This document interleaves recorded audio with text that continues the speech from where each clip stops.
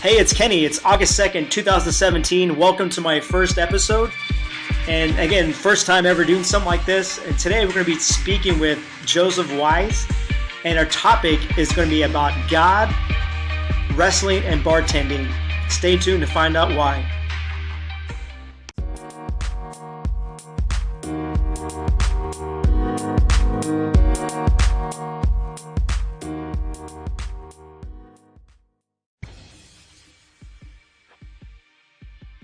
Hello.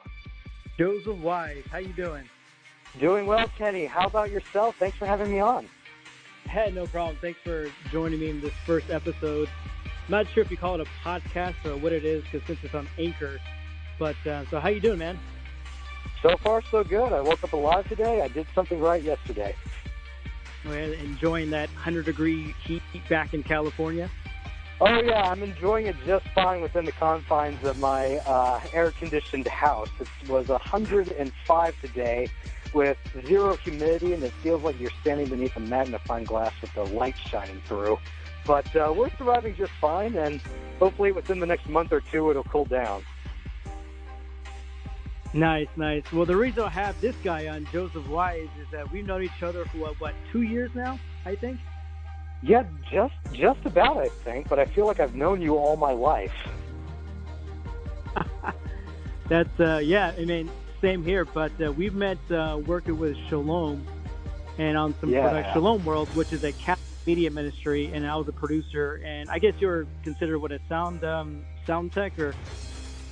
Yeah, I was originally brought on as a volunteer voice actor, but as the officials at Shalom World got to know me better and better, they hired me on as a program coordinator. So on top of doing voiceovers for their various commercials and documentaries, I also have the responsibility of putting out calls to potential resources who want to be part of our various television shows and make connections and get Shalom's name out there.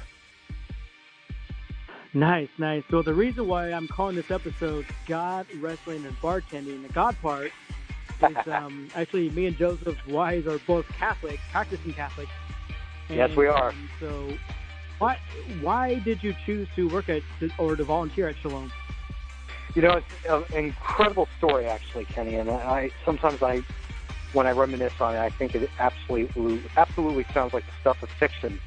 But prior to joining up with Shalom, I think it was late 2015, the year previous, throughout 2014, and even the year previous before that, 2013, my grandmother passed away. And when her estate sold, I got some of the inheritance from the estate. So I found myself with a lot of money. I was still doing my schoolwork at Southern New Hampshire University. And I decided to sit down and really think about what did I want to do with my life. You know, I wanted to find some way to, serve God in my own way. And I had always been a big fan of video games, Japanese animation, anime. And I thought, well, why not become a voice actor? That sounds like fun. So at the share of the inheritance that sold from my grandmother's estate, I traveled all throughout 2014 between Sacramento and Los Angeles and took voice acting classes from the best voice actors in the industry, most in particular Crispin Freeman and Tony Oliver. And by the end of 2014, two things happened. I ran out of money, and I found out right quick that getting into the voice acting industry in Los Angeles is no walk in the park. And just being at kind of a dead end pretty much, I figured, okay, well, I have this training. I'm not good enough to make it in the industry yet. What do I do now?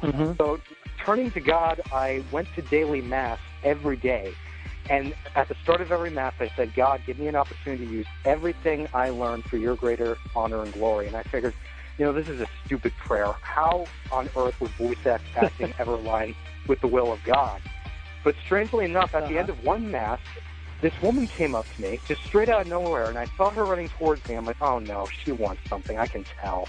And she knelt down next to me and said, young man, I saw you kneeling before receiving the Eucharist. It was very reverent. How would you like to work for God? I'm like, who are you? And she pulled out a business card and said, I'm with Shalom Media. We're a multimedia Catholic apostolate. I'm like, oh, okay, yes, sure. I'm a voice actor. How can I help? And through this woman, I got connected to Shalom. By late 2015, I got brought on as a volunteer voice actor, and then by, December of that same year, I got hired on as a program coordinator after they got to know a little bit about me, and I worked for them all the way till January 2017. Nice. That's an awesome story. Now, on your journey through this, what was the biggest challenges working in LA as a voice actor? Well, the biggest challenge was that, or I think the biggest heartache was that I couldn't work in Los Angeles because I was brand new, thought I knew everything about voice acting, but as it turned out, as I went to more and more classes, I found out just how much I actually didn't know and how many misconceptions I had about the voice acting industry, and it's very hard to get in.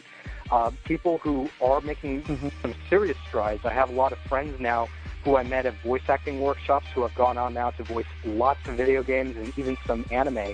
They're all living mouth to hand because when you start off very early on, you don't make a lot of money, and there's plenty of nights where you go hungry.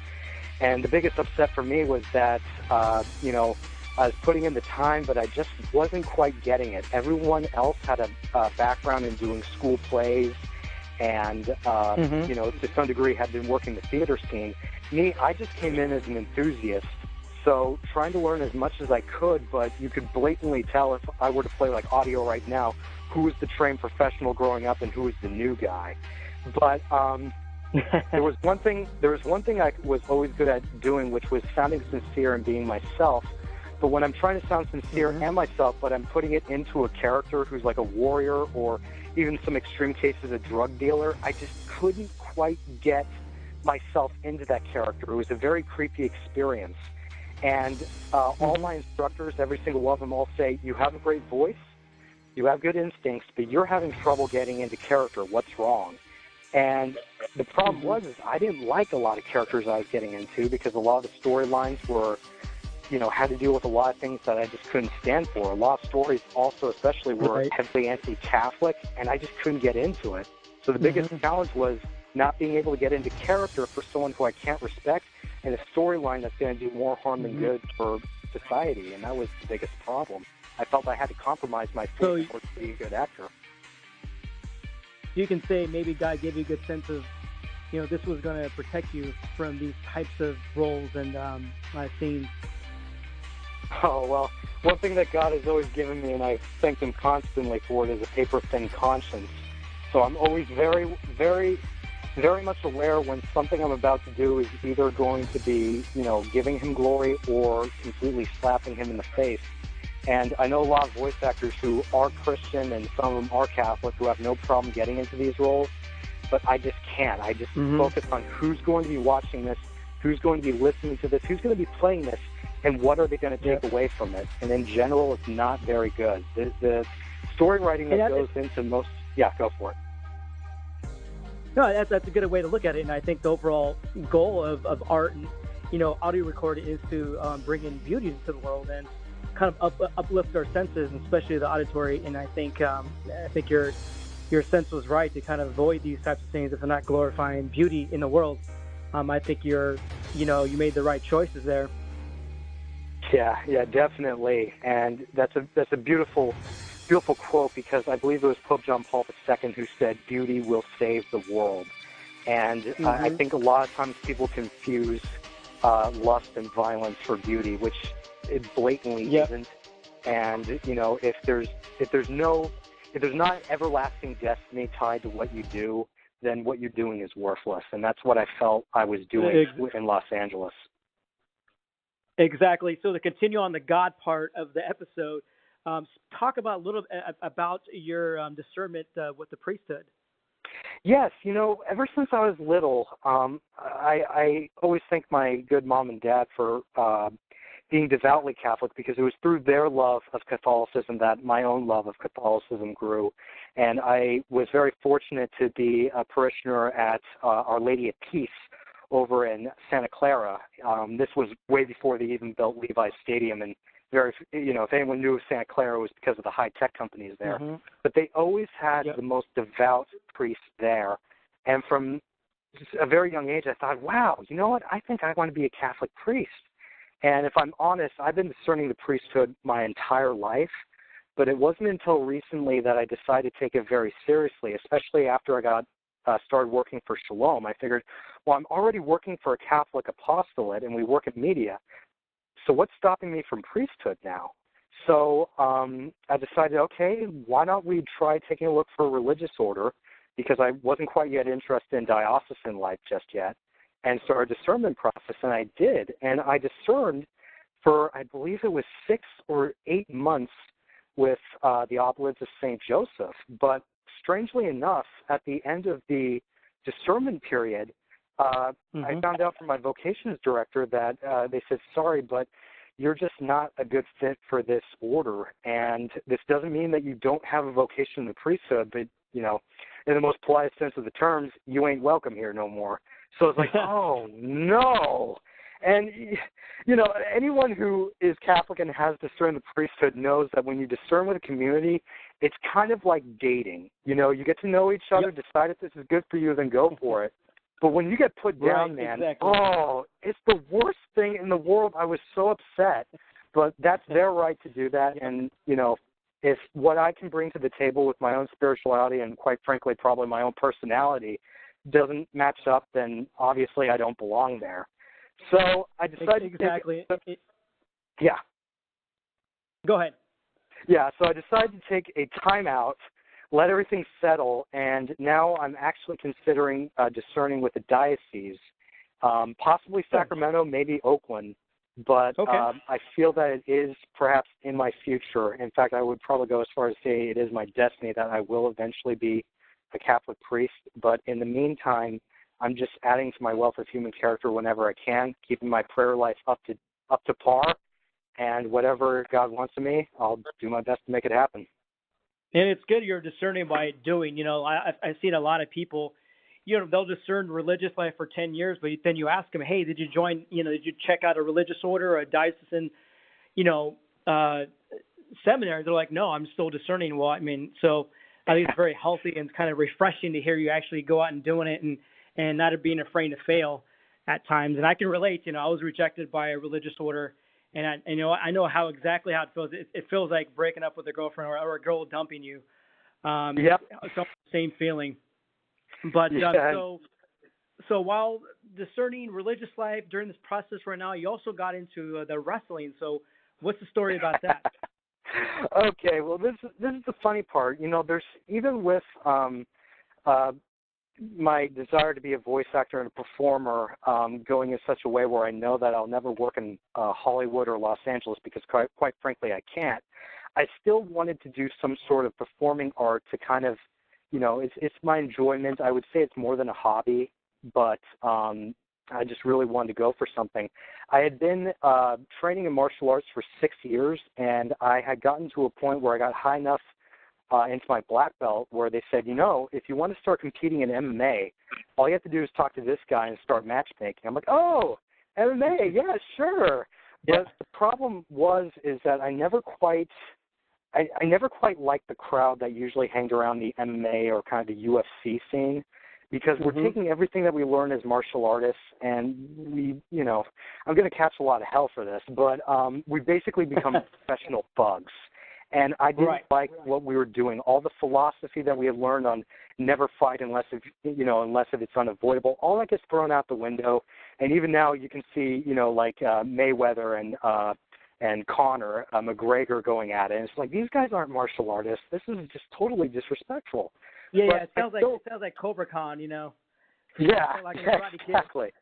Oh, totally. And I always thought that was just such a shame because we teach this, but then when it's time to make money off of it, it goes in a completely different direction. Right. So I decided, okay, well, I still want to do performing arts. I'm still doing some voice acting on the side here and there, but how can I marry these two? How can I get performing arts and kind of the physical athleticism of martial arts together? And I had been listening to Chris Jericho's podcast, Chris Jericho being an all-time famous wrestler, and he would interview all these other wrestlers that I loved watching both now and when I was a kid. I'd always been kind of a fan of wrestling, and they would always talk about, I got trained up nearby in my hometown with this guy at this gym. I'm like, local wrestling. So I started digging around, and I found a wrestling school that's also tied to a wrestling promotion called Virgil Flynn III Productions.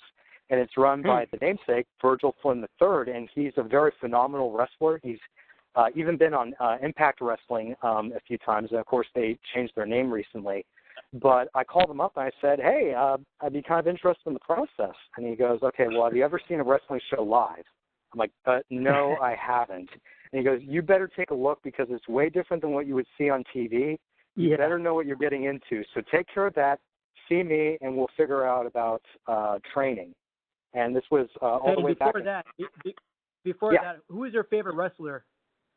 You know, and whenever I say this, all the wrestling guys who are wrestling now roll their eyes. But growing up, I was always a huge fan of Bill Goldberg because he was such a huge man. He was larger than life, you know, totally aggressive and all out there. Barely spoke a word. He was totally a guy by the business. And if you got hit by the spear, and if you got hit by the spear and the jackhammer, it was all over. And to my horror, you know, a lot of wrestlers don't like him because he came in from a football background. He got trained up, way too quickly, and he was known for having not practiced a whole lot of cardio and being slightly undertrained and not being one for cardio. All of his matches had to be between like 5 minutes or 10 minutes for a pay-per-view. So the way how they sold him, which in the business when we say sell it, we mean make it look real, make the audience believe it, was they had to make him look like he was unbeatable. So, like, his matches were always over in a matter of seconds, minutes, if the opponent was stubborn. And, you know, if you look at that from behind the curtain, you go, ooh, this is not good. But from the audience perspective, Bill Goldberg was unbeatable. He was this giant of a man. He was this beast. And I absolutely loved the character growing up. So what are you doing right now with wrestling? What's the status? Okay, my status is that I've been training since April. We're now in the start of August. And I still have a little ways to go. We've done bunk training, which is you learn how to, you know, if someone puts you in a suplex and slams you on your back, how do you land so you don't kill yourself, you know, that sort of thing. But in the meantime, whenever necessary, I will also referee matches. And that's usually how guys who are getting trained up go through the process. They'll be in the training, then they'll be training and refereeing whenever need be. And whenever pretty much Virgil thinks we're ready, then we debut. And then from there, it's whatever you can do for yourself. Nice. So I'm looking. What I'll do is do a follow-up episode with you as far as your status and what's going on with your wrestling career. But let's move over to the bartending part. So yeah, man. How did you get into bartending? How did you go from God, wrestling, now bartending? Well, you know, the funny thing is that, you know, I've always followed wherever my heart feels like, you know, pretty much going, and I feel that, you know, God gives us desires for a specific reason. I got into bartending because one of the main reasons how come I had to quit Shalom was that my college studies were very much suffering. I hadn't been able to do a class in a full year, and I'm studying creative writing and military history at Southern New Hampshire University. And I really wanted to get that degree before anything else happens, before priesthood, before anything else of that nature. So I needed a job that I could pick up, and I had worked before as a bakery deli clerk at Save Mart, and I hated it. You know, there's a strange spirit whenever you work with food. Everyone's hungry and never happy to see you. So I'd always been interested in bartending at a young age, and I thought, okay, well, what about that? Instead of waiting tables, why not go just a tier higher and get a bartending degree? So I got involved with ABC, Alcoholic Beverage Control. They have a college of bartending. I put in 4 weeks and got a degree, and I found out from my bartending instructor, Sonny, that many bartenders actually do not have a certified license that they've been trained. Many of them get trained on the spot, and by having a license, you can actually get ahead. And I've always been kind of a fan of mixology. It's something I've always loved. Whenever people kind of look at me like, oh, you're Catholic and you drink, I remind them, hey, Jesus' first public miracle was turning water into wine, Bob. Don't judge me. Now, I have to ask you, what is your favorite drink? Ooh, it's a toss-up between two. I have always loved Manhattans, just kind of that classic cocktail, right? And I like it especially if it's made with Maker's Mark. But for my 21st birthday, I went to BJ's Brew House, and I asked the waitress, it's my 21st birthday. What's the strongest drink on the menu? And whipped open the page, and it's like, well, a drink like that. I'm like, a drink like that? Yeah, that's what it's called. And it's an ounce and a half vodka Grey Goose, half-ounce Bacardi 151, green pucker, blue pucker, grenadine, sweet and sour, and 7-Up served over ice. And it is so good. It's the perfect combination of smooth and strong, which I can really appreciate. Not so sweet that you drink it quickly, and not so strong that you can't drink it at all. So you're Catholic and you're getting into bartending. So what would you say to criticisms? The people say, hey, you can't be Catholic and drink or be a bartender. Yeah, I can totally see that, because I think when people think of bartenders, they might think of the crusty fellow behind the bar where everyone's getting drunk and wasted, and we're basically like on The Simpsons. Yeah, exactly. Moe's Tavern, right? You just go out there and you're their drug dealer. It's only legal, right? But the reality is that bartenders are actually not allowed to serve alcoholic beverages to someone who is obviously intoxicated. And if you do, and an alcoholic beverage control agent who's incognito in the bar sees that, you get fired. So bartenders, yes, we do serve substances that some people might have a tendency to be addicted to, but we are also required under law to make sure that people aren't abusing it. Because if we do, then someone's going to have to pay for it. Exactly. So, well, I appreciate hanging out with you, Joseph. It's been a while. I'm actually currently still in Florida performing annual tour duty with Air Force. Just enjoying this nice non-human day. But I appreciate you sharing with us. Hopefully the audience is more than my mom. And so, but I appreciate it. Actually, we went a lot longer than I thought we would too. I was going for 15 minutes and we're over 20 minutes. Oh, darn it. That's my fault, I'm sure. Long-winded Joseph Wise. Oh, you know me. I appreciate it, Joseph. Yeah. Hey, Kenny, thanks so much, man. Yeah. Yep. And thanks for everyone listening to the podcast or whatever you call it. It's on Anchor, so podcast. But until then, talk to you later. Hey, thanks. Hey, thanks again for listening to my first episode here on Anchor. Until then, take care.